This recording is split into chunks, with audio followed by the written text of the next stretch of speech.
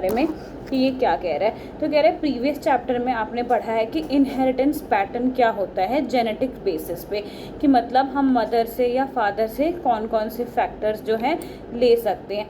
Independent भी पढ़ लिया, को डोमिनेंस भी पढ़ लिया आपने, और इनकम्प्लीट डोमिनेंस भी पढ़ ली। सबके टाइप्स याद होंगे आपको, ब्लड ग्रुपिंग पढ़ा होगा, किसी में फ्लावर वाले में कुछ अलग ही वैरायटी हमें देखने को मिल गई, रेड और वाइट किया था, मिल हमें पिंक कलर का रहा था। तो इनकम्प्लीट, कंप्लीट डोमिनेंस, को डोमिनेंस, हमने हर एक चीज़ बारी बारी से पढ़ ली। और वही कह रहा है ये कब था, at the time of Mendel the nature of those factors regulating the inheritance was not clear. मतलब मेंडल के टाइम पे जिसको जो फैक्टर, जिसको हम जीन कहते हैं या पेयर ऑफ क्रोमोसोम्स कहते हैं, वो उस टाइम क्या था, फैक्टर्स था। मेंडल इसको फैक्टर बोलता था और उस टाइम ये सारी बातें क्लियर नहीं थी। फिर कह रहे हैं ओवर द नेक्स्ट 100 ईयर जो नेचर है वो putative genetic material was investigated culminating in the realisations that DNA या जो है वो जेनेटिक मटेरियल, मतलब 100 ईयर्स के बाद जब उसकी बातों को हमने क्या किया, फोकस में लिया, ध्यान दिया, बाकी अदर रिसर्चर साइंटिस्ट ने उसके ऊपर वर्क किया, तब हमें पता चला कि ये जो डीएनए डीऑक्सीराइबोन्यूक्लिक एसिड है वो एक जेनेटिक मटेरियल कहलाता होता है। मिल गया। फर्स्ट पैराग्राफ के नीचे से थर्ड लाइन में है DNA that is deoxyribonucleic acid, इसको जेनेटिक मटेरियल कहते हैं। At least the majority of the organism, मतलब जो हमारे लिविंग ऑर्गेनिज्म हैं उसमें मेजॉरिटी ऑफ में क्या है, डीऑक्सीराइबोन्यूक्लिक एसिड है। जो वायरस वगैरह हैं उनके अंदर क्या होता है पता है, आरएनए होता है। ठीक है, मेजॉरिटी वाले डबल स्टैंडर्ड ही होंगे और जो कुछ ये वायरस, बैक्टीरिया, ये सब सिंगल स्टैंडर्ड डीएनए होंगे, उनके अंदर आरएनए होता है। ठीक है, अगर थोड़ा सा आप लोगों को याद हो तो मैंने बनाया था, आप लोग का कैसे बनाया था, ऐसे बना दिया था। ठीक है, इसमें पेयरिंग भी थी आप लोगों के पास। जो सिंगल स्टैंडर्ड होते हैं वो ऐसे ही होते हैं, एक ही स्ट्रैंड लेके ये वायरस हैं, ठीक है, हमारी बॉडी में घुसते हैं और हमारे जीन के अंदर मतलब वो अपना एक चेन को डालने की कोशिश करते हैं ताकि फर्दर वायरस ही, ये तो प्रोटीन बना के दे रहा होगा आपको और ये वायरस बनाएंगे, मतलब एक स्ट्रैंड अगर इसकी जगह ये वाली लग गई किसी भी तरीके से तो वो वायरस सक्सेसफुल हो गया।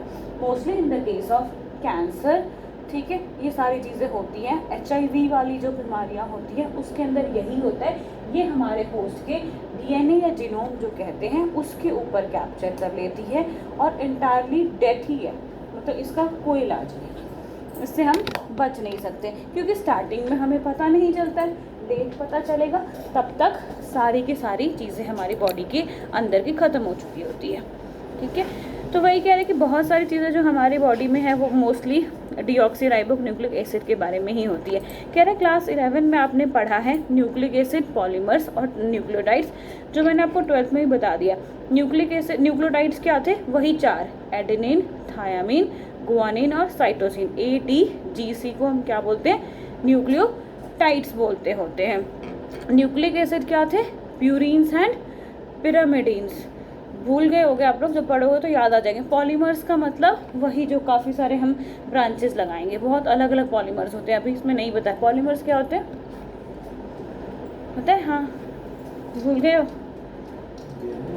हाँ DNA के अंदर के ही पार्ट्स हैं आपके जी। आप जब दोबारा सारी चीज़ें पढ़ते चलोगे तो उसके बाद पूछते जाने जाना। ठीक है, न्यूक्लिक एसिड बता दिया, प्यूरिन्स और पिरामिडिन्स होते हैं, मतलब A और G का जो होगा तो वो होगा प्यूरिन्स, T और C का जब होता है उसको हम बोलते हैं पिरामिडिन्स।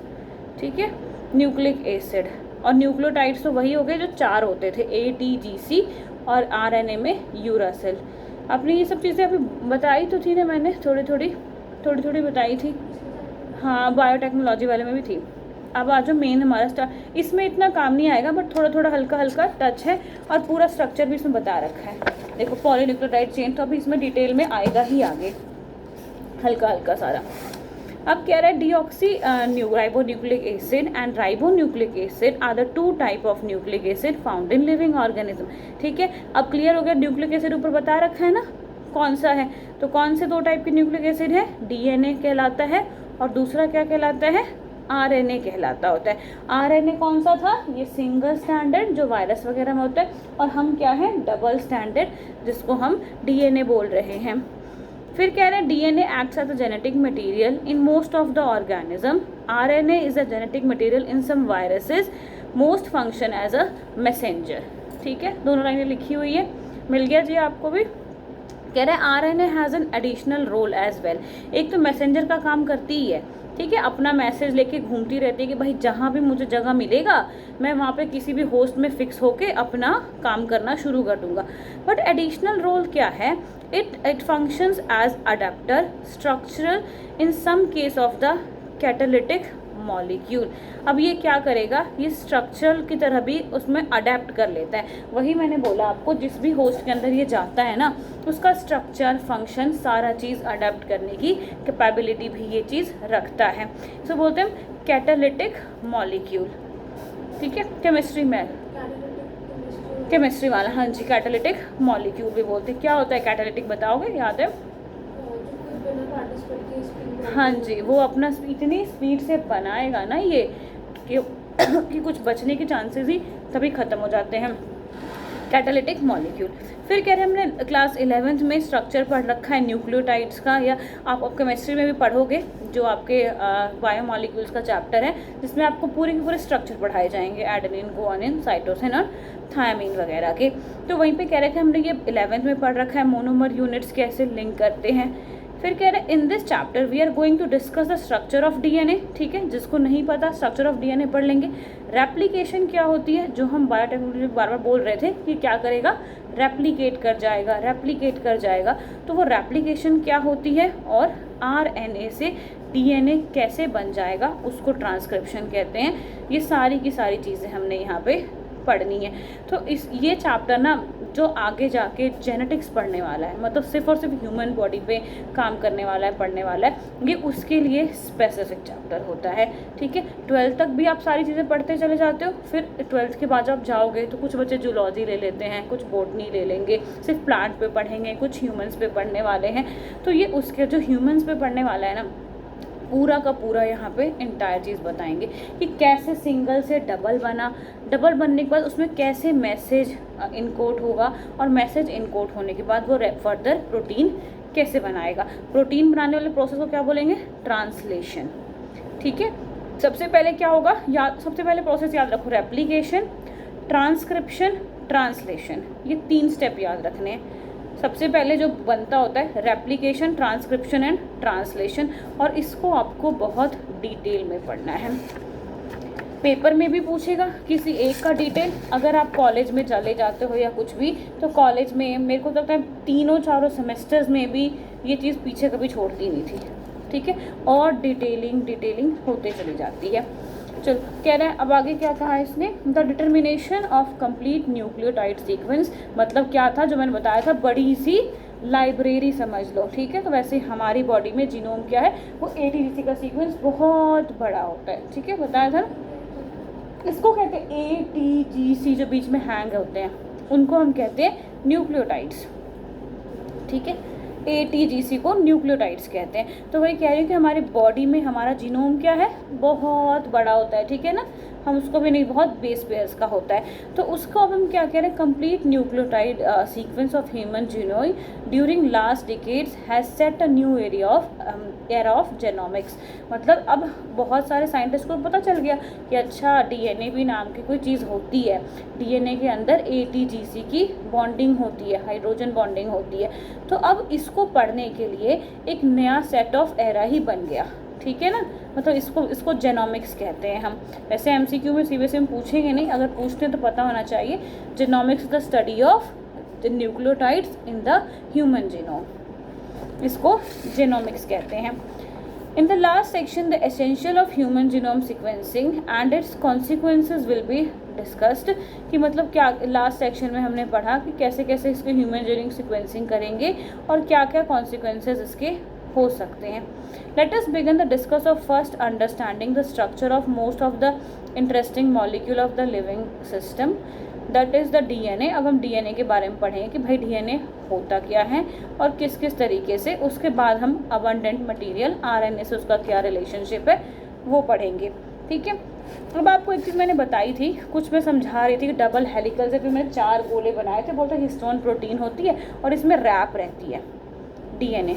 थोड़ी थोड़ी अगर चीज़ें याद होगी तो उन सब चीज़ों के बारे में आपको डिटेल में अब यहाँ पे बताएंगे। तो क्या कह रहे हैं, DNA is a long polymer of deoxy ribo nucleotides. तो क्या है, पॉलीमर चेन पता है ना, एक से एक कनेक्टेड होते हैं पॉली न्यूक्लियोटाइड्स। तो नीचे जैसा आपको दिख रहा है आपको, ठीक है, पूरा क्या है, एक से एक क्या है, कनेक्टेड है।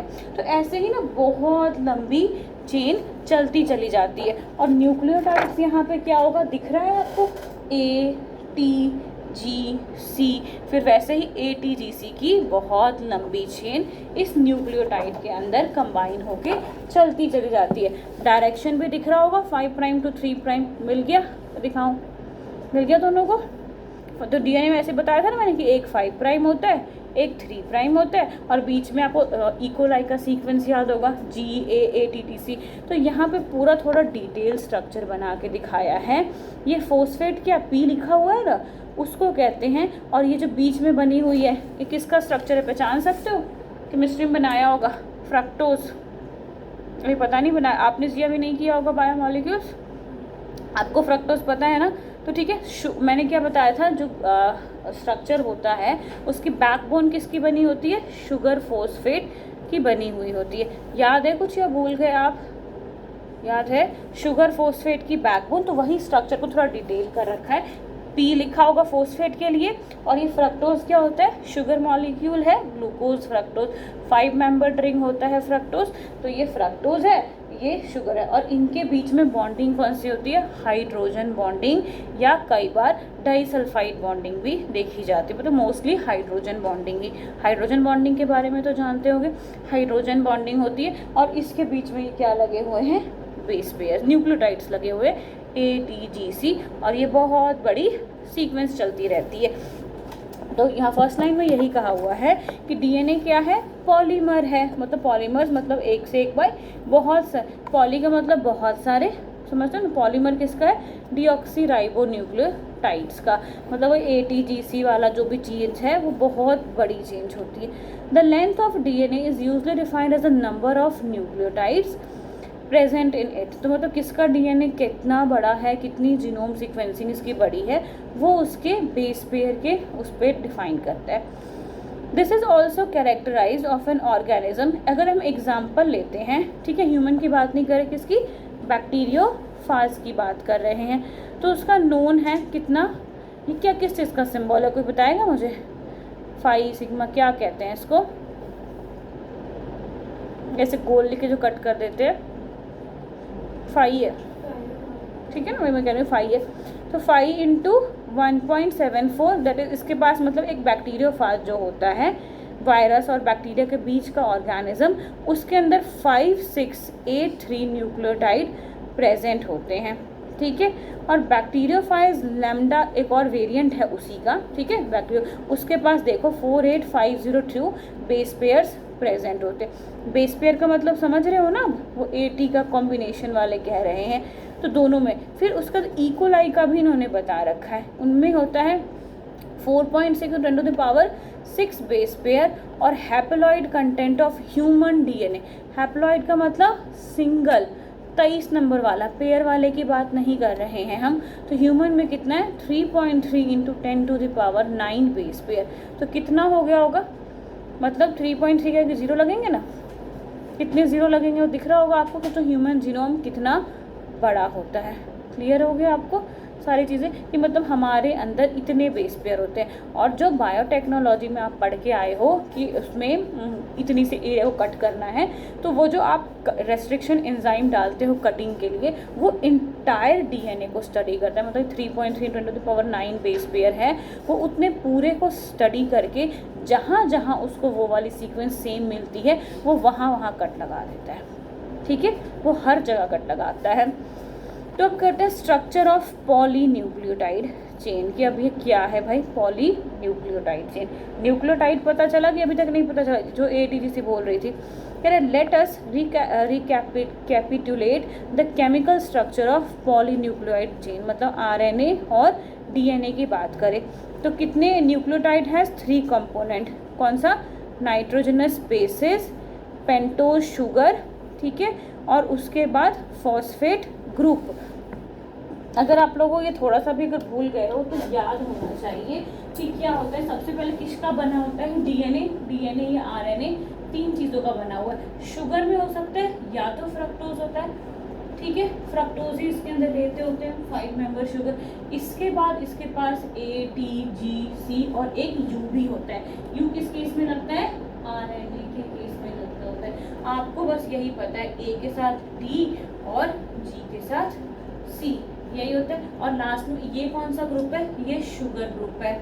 ये शुगर हो गया, इसको कह दिया आपने न्यूक्लियोटाइड वाला ग्रुप। और एक फॉस्फेट होता है, जो फॉस्फेट हमारे पास जो होता है, फॉस्फेट जो आप कहते हैं ये इंटायरली फॉस्फेट। तो इन सब चीज़ों के मिक्सर से क्या बनता है? हमारा डीएनए या आरएनए बनेगा, ठीक है। अगर यहाँ पे किसको रिमूव करते हैं, वो मैं तो भूल जाती हूँ, साइटोसिन को या गुआनिन को, जो यू लग जाता है उसकी प्लेस पे,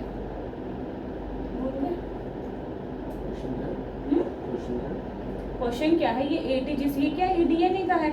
अब इसमें से एक चीज हट के ये लग जाती है, यूरासिल लग जाती है।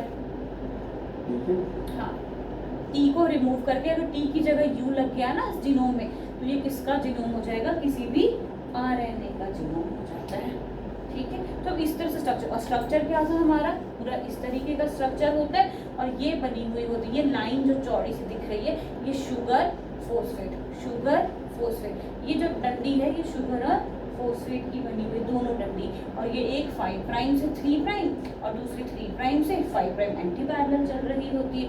इनके बीच में क्या है? ए और टी जो था ये डबल बॉन्ड, ये कौन सी है? हाइड्रोजन लिंकिंग है, ठीक है। इसको हमने क्या कह दिया? हाइड्रोजन लिंकिंग कह दी। आपको ओवरऑल समझ आ रहा है किस किस तरीके से होता है। और ये बेचारा जो ये होता है, ये सिंगल स्टैंडर्ड होता है, ये डबल नहीं होता है। इसके पास 5 प्राइम से बस 3 प्राइम ही है और अपने न्यूक्लियोटाइड्स भी हैं। बस टी की जगह इनके पास क्या लेके घूम रहा होगा? ये यू लेके घूम रहा होगा हमारा। और ये ह्यूमंस का होता है। और ये काफ़ी बड़ा सीक्वेंस होगा जिसमें हमारा 3.3 × 10⁹ बेस पेयर्स प्रेजेंट होते हैं, ठीक है। मतलब ये बहुत इतना बड़ा, इसको एक बेस पेयर कहोगे तो ऐसे बहुत सारे बेस पेयर्स हमारे पास प्रेजेंट होंगे। चलिए आगे चलते हैं। आगे कह रहा है कि किसका किसका बना हुआ है? 3 कंपोनेंट्स लग गए पता, नाइट्रोजनस बेसिस जिसको मैंने एटीजीसी लिख दिया। उसके बाद क्या लिखा है? पेंटोज शुगर, शुगर का मतलब उसमें क्या होगा? राइबोज शुगर जिसको हम कहते होते हैं, ठीक है। उसके बाद उसी का केस में डीएनए और deoxy ribose in the case of DNA, ठीक है। आरएनए में कौन सा शुगर लगा होगा? राइबोज शुगर लगा होगा। डीएनए में डीऑक्सी राइबोज शुगर लगा होगा। और एक फॉस्फेट ग्रुप तो बेचारा फिक्स होता है। फिर कह रहा है आपका नाइट्रोजनस बेसिस भी हैं, वो 2 टाइप के होते हैं, ठीक है। अब देखो ये नाइट्रोजनस बेसिस जो है ना वो 2 टाइप के होते हैं, ठीक है। ये हमेशा ए और जी, ये भी बॉन्ड नहीं बना है, ए और जी होता है। और दूसरा क्या रह गया? सी और टी रह गया, ठीक है। तो मैंने बताया था जैसे कि हम लोग को टीचर जो पढ़ाते थे वो बताते होते थे कि बिहार साइड में हस्बैंड को नाम लेके नहीं कभी बोलते थे, ए जी करके बोला करते थे। तो ए जी इसको प्यूरिन्स कहते हैं। हमें ट्रिक बताई थी कि ए जी पूरी खाओगे, ठीक है, ऐसे करके। तो ये प्यूरिन्स कहलाते हैं, ठीक है। Nitrogenous bases is further of 2 types, ठीक है, प्यूरिन्स एंड पिरामिडिन्स, PRYMI, ये स्पेलिंग लिखी होगी, पिरामिडिन्स, प्यूरिन्स एंड पिरामिडिन्स, ठीक है। इसमें बॉन्डिंग बेशक ए और टी की होती है, पर न्यूक्लियोटाइड्स अपने आप में कैसे क्लासिफाइड है? 2 टाइप में, that is known as purines and pyrimidines. Purine के अंदर हमेशा ए और जी आएगा, ए जी करके पूरी वाला सी, और दूसरा जो बच गया उसको हम कहते हैं पिरामिडिन्स। ये टाइप्स हैं, ठीक है। जैसे इसमें भी शुगर में कौन से 2 टाइप थे? एक था राइबोज, एक था डीऑक्सी राइबोज। शुगर के 2 टाइप्स कौन से? Ribose and deoxy ribose. Deoxy ribose for DNA and ribose वाला शुगर जाएगा फॉर आरएनए। इसके न्यूक्लियोटाइड्स के 2 थे, प्यूरिन्स एंड पिरामिडिन्स। प्यूरिन्स के अंदर एजी, पिरामिडिन्स के अंदर सी और टी। अब बेचारा फॉस्फेट तो फॉस्फेट ही है, वो तो पी है ही है, फॉस्फोरस फॉस्फोरस ही कहलाता होता है, ठीक है। तो वही चीज़ें यहाँ पे सारी की सारी आपकी लिखी हुई है वर्ड फॉर्म में।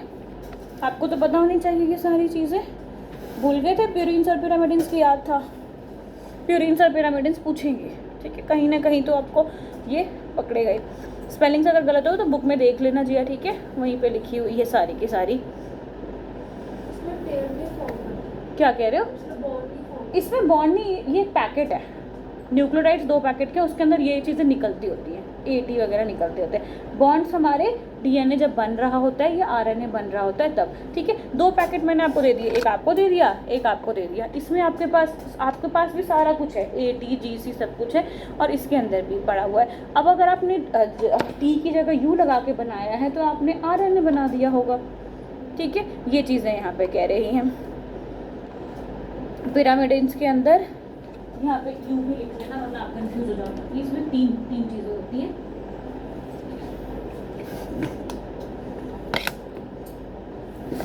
मिल गया? चलो बुक में भी अंडरलाइन करना है, बुक में भी अंडरलाइन कर सकते हो, दिख रहा होगा आपको 5.1.1 के 3rd लाइन में। नाइट्रोजन पेंटोज शुगर कौन कौन से? Ribose in the case of RNA और deoxyribose in the case of DNA. फिर उसके बाद कह दिया, उसके बाद क्या होगा? फोस्फेट ग्रुप होगा। फर्दर कह रहे हैं नाइट्रोजनस बेसिस 2 टाइप का होगा, प्यूरिन, प्यूरिन में क्या है? एडेनिन और गुआनिन। पिरामिडिन के अंदर CUT लिखा हुआ है। मिल गया? ठीक है। फिर कह रहा है साइटोसिन बहुत ही कॉमन होता है हमारे डीएनए और आरएनए में, मतलब सी तो प्रेजेंट होगा ही होगा, पर थायामीन किस में प्रेजेंट होता है? सिर्फ और सिर्फ इन केस ऑफ डीएनए। और यूरासिल प्रेजेंट होता है in place of T in the case of RNA. ठीक है, लग गया पता सबको। फिर आगे कह रहा है nitrogenous base is linked to the OH of the first carbon of pentose sugar, और उसके बीच में कौन सी लिंकेज होगी? Glycosidic linkage of the nucleosides. एक बार जब आप बायोमॉलिक्यूल्स पढ़ रहे होगे ना तो आपको ये सारी चीज़ें क्लियर हो जाएगी, क्योंकि केमिस्ट्री में आपको लिंकिंग बताएंगे कि कहाँ से कौन सी लिंकिंग करवाई जाती है। ठीक है, तो यही आप पोजीशन बता रखा है कि कौन कौन से शुगर के ग्रुप, शुगर होता है ना 5 कार्बन का, तो पहला कार्बन पे क्या प्रेजेंट है? OH होगा, और दोनों कार्बन के बीच में कौन सी लिंकिंग होगी? Glycosidic linkage. ठीक है, 2 शुगर को जोड़ना है ना, एक ये शुगर हो गया, एक ये शुगर हो गया, दोनों शुगर को जोड़ने के लिए मेरे पास क्या होगा? बीच में ग्लाइकोसिडिक लिंकेज होएगी, क्योंकि बड़ी सी चेन बनानी है मुझे। फिर कह रहा है linkage of the nucleotide such as adenosine और डीऑक्सी एडिनोसाइंस, गुआनोसाइंस, फिर सारे के सारे नाम उन्होंने लिख रखे हैं। फिर कह रहे हैं when a phosphate group is linked to OH of the 5 carbon और the nucleoside through the phosphodiester linkage. तो एक तो आपकी कौन सी लिंकेज हो गई? ग्लाइकोसिडिक लिंकेज हो गई, और दूसरी कौन सी हो गई आपकी? फोस्फोडाइएस्टर लिंकेज हो गई आपकी। ठीक है, पहले वाले में कौन सी थी? ग्लाइकोसिडिक लिंकेज, दूसरे वाले में फोस्फो। अब कब? जब फोस्फेट ग्रुप लिंक होगा कार्बन के साथ। पहले कौन सा लिंक हो रहा था मन बताओ? पेंटोज शुगर, नाइट्रोजनस बेस जो था ना, ये ATGC वाला था। ये ATGC जब लिंक होगा आपके पीछे वाली चीज़ के साथ, तो ये किसके साथ लिंक होगा? ग्लाइकोसिडिक लिंकेज के साथ। जब आपका फोस्फेट ग्रुप लिंक होगा उस शुगर के साथ, तो वो फोस्फोडाइएस्टर लिंकेज बनाएगा। ये 2 अलग अलग चीज़ें हैं। देखो पढ़ के देखो ऊपर से। और नाइट्रोजनस बेस मतलब क्या है? वो नाइट्रोजनस बेस कौन सा था? ATGC। अगर वो शुगर के कार्बन के साथ लिंक हो रहा है, मतलब कार्बन कह रही हूँ, शुगर के साथ लिंक हो रहा है, तो वो कौन सी बॉन्ड बनाएगा? ग्लाइकोसिडिक लिंकेज बनाएगा, अगर वो ATGC वाले शुगर के साथ लिंक हुआ है तो। और नेक्स्ट लाइन में मैं कह रही हूँ, देखो कि जब फोस्फेट है हमारा, वो शुगर के साथ अगर लिंक होगा तो वो कौन सी बॉन्ड बनाएगा? फोस्फोडाइएस्टर लिंकेज बॉन्ड बनाएगा, करस्पॉन्डिंग टू द न्यूक्लियोटाइड्स। फिर कह रहे हैं दोनों न्यूक्लियोटाइड्स लिंक होते हैं आपस में 3 प्राइम टू 4 प्राइम बॉन्ड में, और बीच में उनके पास वो डाइन न्यूक्लियोटाइड्स, मतलब वही जो पेयर हमारे बने हुए होते हैं, उस पेयर के साथ ये ज्वाइन होते हैं। ज़्यादा न्यूक्लियोटाइड्स ज्वाइन होंगे इसी मैनर्स में, और कह रहा है कि एक पॉलीमर फॉर्म हो जाता है हमारा 5 प्राइम से और 3 प्राइम की एंड में। इसमें कुछ दिक्कत है तो पूछ के देखो ऊपर वाली लाइन तक जहाँ पे 3 प्राइम OH ग्रुप लिखा हुआ है। फिजिक्स करना है, न्यूमेरिकल्स किस वाले का? नहीं उसमें तो तुम्हें आगे पढ़ाऊँगी मैं। अभी क्या करना है? किसके? कौन से? तो कर लो पहले। स्कूल की कॉपी निकल रही है?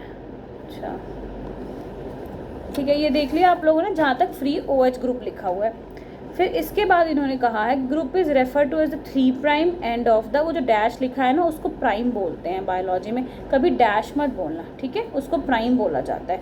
3' एंड और 5' एंड, जो 5 के ऊपर छोटा कॉमा लगा रखा है ना आपके सर पे, उसको प्राइम बोला जाता है बायो में। फिर कह रहा है the backbone of the polynucleotide chain is formed to the sugar and phosphate. वही मैंने बोला, वो जो डंडी बनी हुई है, बैकबोन बनी हुई है, किसकी बनी हुई है? शुगर और फोस्फेट की कॉम्बिनेशन से बनी हुई है, और उनके बीच में ये नाइट्रोजनस बेसेस जो हैं वो लिंक किए हुए हैं, ठीक है। ये दोनों जो एंड है वो एंड किसका बनेगा? 5' 3', शुगर और फोस्फेट का। और शुगर और फोस्फेट कैसे लिंक होते हैं? फोस्फोडाइस्टर बॉन्ड से लिंक होते हैं। बोल भी रही हूँ, लग भी रहा है, बता तुम लोगों को, ठीक जी आपको लग रहा है। और बीच में, उनके बीच में क्या होता है? न्यूक्लियोटाइड्स लगे हुए रहते हैं। तो पूरा एंटायर स्ट्रक्चर को इन्होंने समझाया है। वही ये फर्स्ट पैराग्राफ में ही है, पेज नंबर 81 के, जहाँ पे लिखा हुआ the backbone of polynucleotide chain is form due to the sugar and phosphate. फिर कह रहा है the nitrogenous base link to the sugar moiety projects from the backbone. Done. आगे कह रहा है in RNA every nucleotide residues has an additional OH group present in the 2' position. अब DNA की बात तो हमने कर ली, वहाँ पे कुछ ऐसे एडिशनल कुछ भी नहीं कहा। बट अगर वो RNA आप बना रहे होगे, RNA बनाने के लिए क्या क्या लिया होगा? आपने शुगर में से राइबोज उठाया होगा, और इसमें से आपने प्यूरीन में से A और G तो पूरा ले लिया होगा, पिरामिडीन्स के अंदर से C और U लिया होगा सिर्फ और सिर्फ, और फोस्फेट तो फोस्फेट रहेगा ही रहेगा आपका। तो अब कह रहा है कि every nucleotide residues has an additional OH group present in the second position of the ribose. उसमें आप पीछे वाली लाइन में आओ, कहाँ लिखा हुआ था? OH of the first carbon of pentose sugar, page number 80 पे दिखा आपको, बीच वाली लाइन में। और इसमें क्या होता है? दो पोजीशन पे OH ग्रुप आपको फ्री मिल जाएंगे। कह रहे also in RNA the uracil is formed at the place of thymine. ये भी लाइन पता चल चुकी है आपको कि RNA के अंदर यूरासिल किसकी प्लेस पे जाके बैठ जाता है? थायामीन की प्लेस पे बैठ जाता है। 5-methyl uracil another chemical name of thymine, ठीक है, ये याद करके रखना है आपको कि यूरासिल का अनदर नेम क्या होता है? 5-methyl यूरासिल, ठीक है। फिर आगे क्या कह रहा है इन्होंने, कहा गया DNA as an acidic substance present in nucleus was first identify Friedrich. आगे देख लो, मिसर। तो फ्रेडरिच का नाम याद करो, इसको अंडरलाइन करिए आप लोग कि जो DNA का जो है ये एसिडिक मटेरियल है, ये एसिडिक सब्सटेंस है, और ये न्यूक्लियस के अंदर प्रेजेंट होता है। ये किसने पता करके दिया आपको? फ्रेडरिच ने करके दिया है इन 1869 में। तो ही नेम्ड इट एज न्यूक्लियन। तो इसको उसने क्या नाम दे दिया? उस साइंटिस्ट ने न्यूक्लियन नाम दे दिया। मिल रहा है? ये 81 पेज का सेकेंड पैराग्राफ है। इन RNA के बाद वाला DNA एज एन एसिडिक वाला नाम मिल गया, आपने भी अंडरलाइन कर लिया, फ्रेडरिच वाला। फिर उसको बेचारे ने उसका नाम न्यूक्लियन रख दिया। कह रहा है कि however due to technical limitation in isolating such a long polymer intact. तो अब जो हम बहुत साइंटिस्ट ने कोशिश की कि ह्यूमन में से जो इतना बड़ा बेस पेयर है ना, इतना बड़ा का बड़ा बेस पेयर मैं निकाल के बाहर रख लूँ और इसके बारे में स्टडी करूँ, बट कुछ ना कुछ टेक्निकल इश्यूज हो ही जा रहे थे, जिसकी वजह से हम पूरा इंटैक्ट स्ट्रक्चर को बाहर निकाल के उसकी स्टडी करना पॉसिबल नहीं हो रहा था हमारे पास।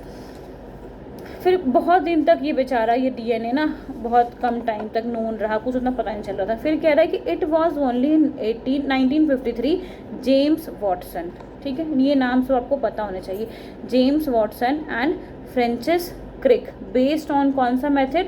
एक्स रे डिफ्रैक्शन, ये फिजिक्स में पढ़ोगे आपने अभी सेकेंड वॉल्यूम स्टार्ट अगर कर दी होगी, उसमें आपको diffraction, young double slits experiments वगैरह करवाए जाएंगे, ये नेम एक्सपेरिमेंट्स के। तो उस टेक्निक्स वगैरह को यूज़ करके इसने diffraction data produced by Morris Wilkin and Rosalind Franklin proposed a very simple but famous double helical model in the structure of DNA. तो यही सब साइंटिस्ट वगैरह हैं जो पेपर बच्चे नीट का पेपर देंगे, उनको एक एक नाम पता होना चाहिए।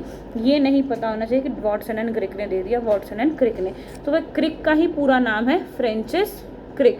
वो बोल रहे थे ना वाटसन एंड क्रिक ने दिया, तो क्रिक का ही पूरा नाम है फ्रेंचिस क्रिक। तो इन दोनों ने ही, और जेम्स वाटसन, क्लियर है ना। तो वाटसन एंड क्रिक हम इसको शॉर्ट में बोला करते हैं, भूल मत जाना आप दोनों। वाटसन एंड क्रिक लर्न का आपको नेम आएगा, explain the model of Watson and Crick, ठीक है। फ्रैंकलिन ये वही है, पूरा नाम ही वही है, ये करना है तभी तो अंडरलाइन करवा रही हूँ, नहीं तो छुड़वा देती। ये पैराग्राफ इंपॉर्टेंट है, ठीक है। डबल हेलिकल मॉडल इसने प्रपोज कह दिया। One of the hallmarks of their proportions was base pairing, मतलब इनमें क्या हो रहा था, बेस पेयरिंग हो रही थी। बेस पेयरिंग समझ रहे हो ना, वो ATGC वाली base pairing between the two strand of polynucleotide chain. However, this position was also based on the observation of Erwin Chargaff। ये सब नाम नहीं याद करने हैं, मोस्टली जेम्स वाटसन, फ्रेंचिस क्रिक जो है, इनका नाम आपको पता होना चाहिए कि इन्होंने ही डबल हेलिकल मॉडल दिया है।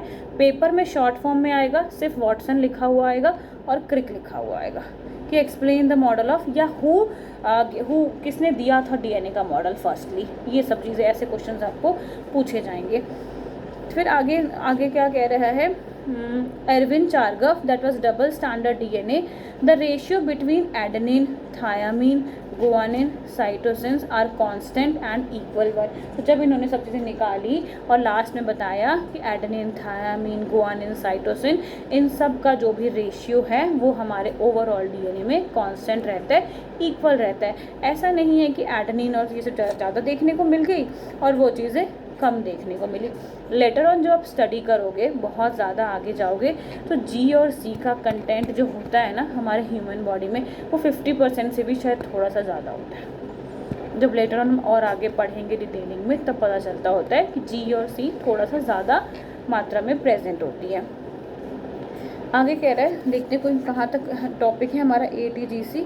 हाँ, ये बस ट्रांसलेशन वाला कल स्टार्ट करेंगे, उससे पहले का हम अभी पढ़ेंगे, ठीक है। सारा अगले पेज में अभी पढ़ना है। हिस्टोन प्रोटीन, नीचे साइकिल दिख रहा है आपको, ये जहाँ पे डीएनए फिर रेप्लिकेशन लिखा हुआ है, यही नीचे कोने में पेज नंबर 82 पे नीचे, ठीक है। रेप्लिकेशन, ट्रांसक्रिप्शन, ट्रांसलेशन, इसको सेंट्रल डोग्मा कहते हैं। ये सब चीज़ें तो डेली के डेली लर्न करनी है आपने। इन्फेक्शन, पूरा चैप्टर में वही है। रेप्लिकेशन एक दिन करेंगे, ट्रांसलेशन एक दिन, ट्रांसक्रिप्शन एक दिन, genetic coding, mutations, lac operon वाला सिस्टम, ये चैप्टर को क्योंकि टाइम लगेगा। डीएनए फिंगरप्रिंटिंग तो CBSE वाले को इतना पसंद है ना, पूरे के पूरे फाइनल पेपर में देते हैं और नंबर बहुत अच्छा बनता होता है हमारे पास। आपके में था क्वेश्चन फिंगरप्रिंटिंग का? आपके में भी था? हाँ, फिंगरप्रिंटिंग का ये चैप्टर इतना इम्पॉर्टेंट है ना कि कुछ इसको कह ही नहीं सकते, एक एक लाइन। चले थोड़ा सा ही आगे चलेंगे, उसके बाद हम रुक जाएंगे, मतलब ट्रांसलेशन ट्रांसक्रिप्शन के बाद से पहले से रुक जाना है हमें। चलो आगे चलते। कह रहा है कि the base pairing confers a very unique property of polynucleotide. तो बेस पेयरिंग के पास क्या है, अपनी एक यूनिक प्रॉपर्टी है पॉलीन्यूक्लियोटाइड चेन की।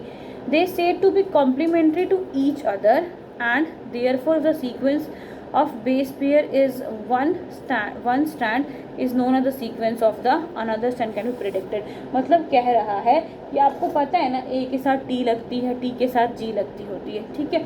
अगर आप मैंने दोनों को तोड़ दिया, दोनों को तोड़ने के बाद अगर आपको एक पेयर की पता है आपको न्यूक्लियोटाइड्स, तो आप प्रेडिक्ट कर सकते हो दूसरे वालों की? नहीं कर सकते। समझ आया बोला क्या मैंने आपको? एक और बताओ, नहीं लगाना पता आपको, वही तो मैं कह रही हूँ कि ये दोनों ATGC पूरे पे लिखा हुआ होगा। अब इसको अलग कर दिया मैंने, ठीक है। अलग करने के बाद अगर मैंने आपको 5 से 3 की पूरी सीक्वेंसिंग दे दी कि ए था, डी था, जी सी सी डी डी डी कुछ भी लिख रखा है, तो एक दे दूंगी तो आप बता नहीं पाओगे मुझे दूसरे सीक्वेंस में उसके सामने क्या लगेगा ना, बता दोगे। तो वही नहीं यहाँ पे लिखिए, पढ़ के देखो दोबारा से, वापस से पढ़ो। कह रहा है the base pairing confers a very unique property, इसको हम क्या कहते हैं, पॉलीन्यूक्लियोटाइड चेन कह रहे हैं। फिर आगे कह रहा है they are said to be complementary to each other, पता है ना कॉम्प्लीमेंट्री का मतलब, इधर ए है तो उधर क्या होगा, टी होगा, कॉम्प्लीमेंट्री है। And if therefore the sequences of base in one strand is known, clear है। वन स्ट्रैंड इज नोन का मतलब कि मैंने आपको एक तरफ का ही सीक्वेंस अगर बता दिया है तो sequence of other strand can be predicted. अब क्लियर है इस लाइन का मतलब कि अगर मैंने एक साइड की आपको सीक्वेंस बता दी है तो दूसरी साइड की आप क्या कर सकते हो, प्रिडिक्ट कर सकते हो।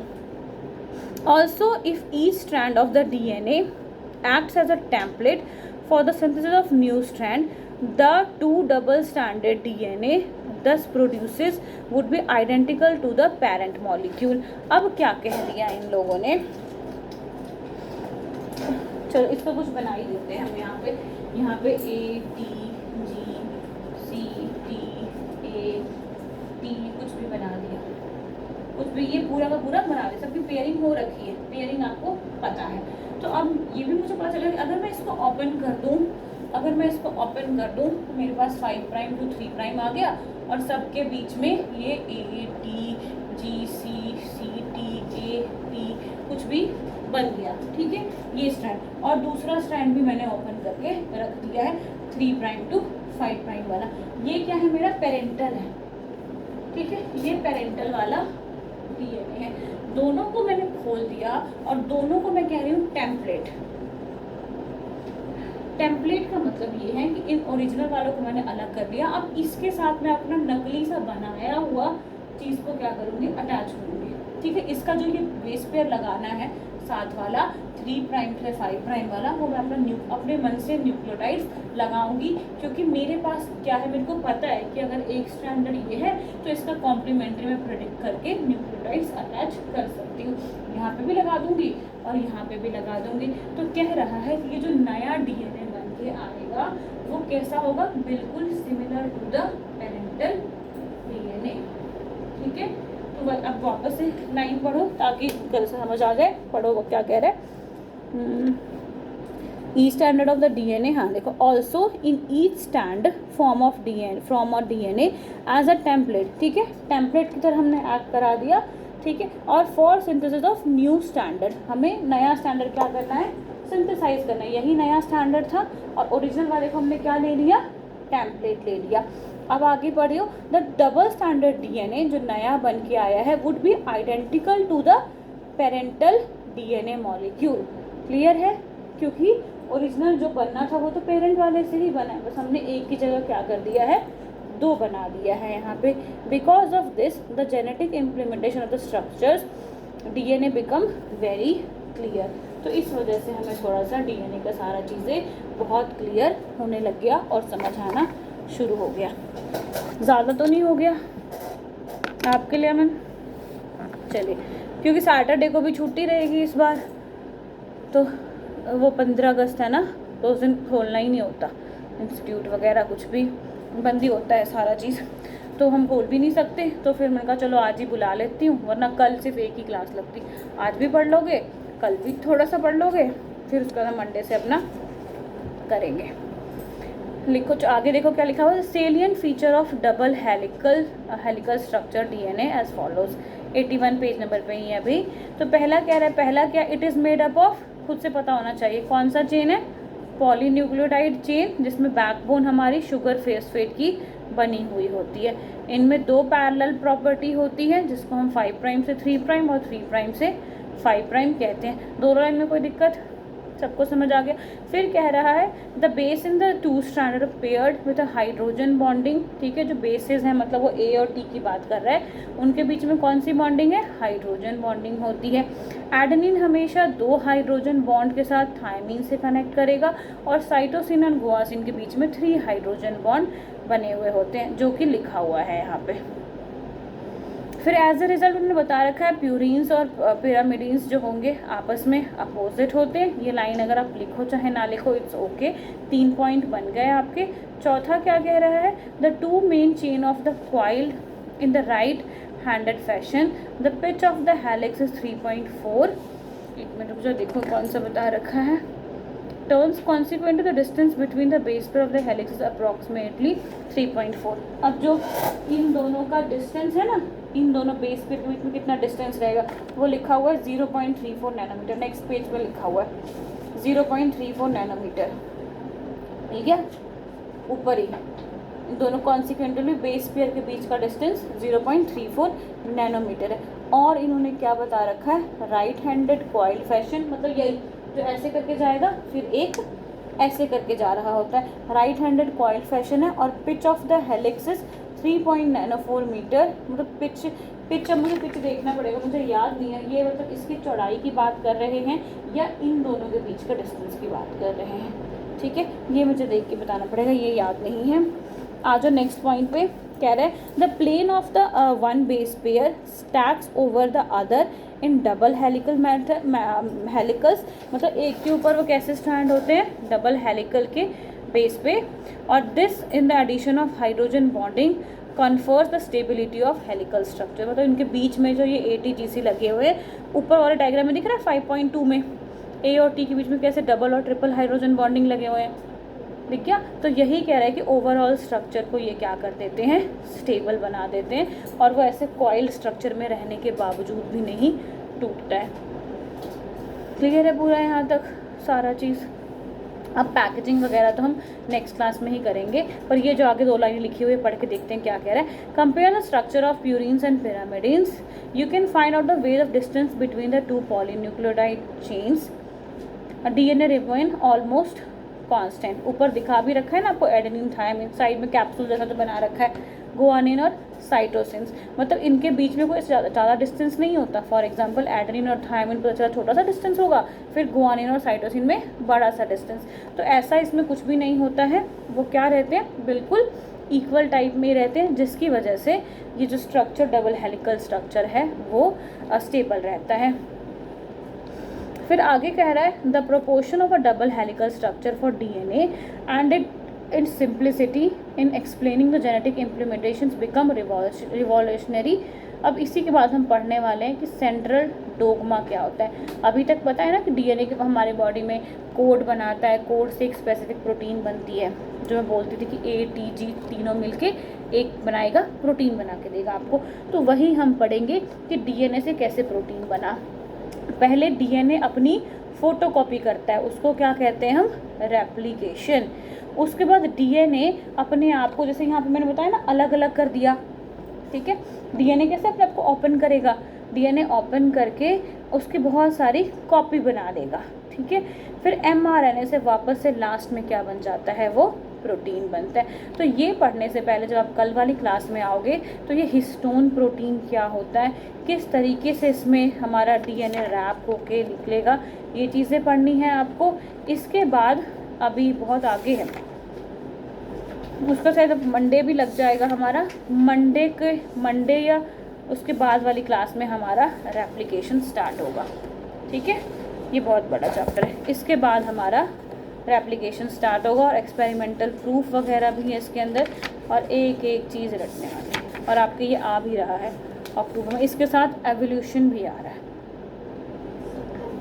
सितंबर में ही आ रहा है, बिल्कुल सितंबर स्टार्टिंग तक ख़त्म होगा ये दोनों, क्योंकि दोनों ही सबसे बड़े चैप्टर हैं बायोलॉजी के, एवोल्यूशन और मॉलिक्यूलर बेसिस। ये दोनों ख़त्म तो समझो, मैं तो कहती बायो ख़त्म, फिर उसके बाद ना बायोटेक्नोलॉजी इतना बड़ा रह जाएगा आपके पास, उसका तो कुछ है ही नहीं। लास्ट के 2 चैप्टर पढ़ोगे आप, एक अगर इकोसिस्टम पर सुना भी होगा, बहुत थोड़ा थोड़ा चैप्टर था, वो वैसे ही वहाँ पे ख़त्म हो गया, ठीक है। तो इस वाले चैप्टर की क्लासेस मिस मत करना। जब कोई नहीं आ रहा हो दोनों में से कोई एक, तो प्लीज़ बता देना, तभी मैं आपके लिए वेट किया है कि ऐसे नहीं करवाऊँगी, ठीक है। आज इतने पे ही रुकेंगे बस, इससे आगे नहीं करें बच्चे।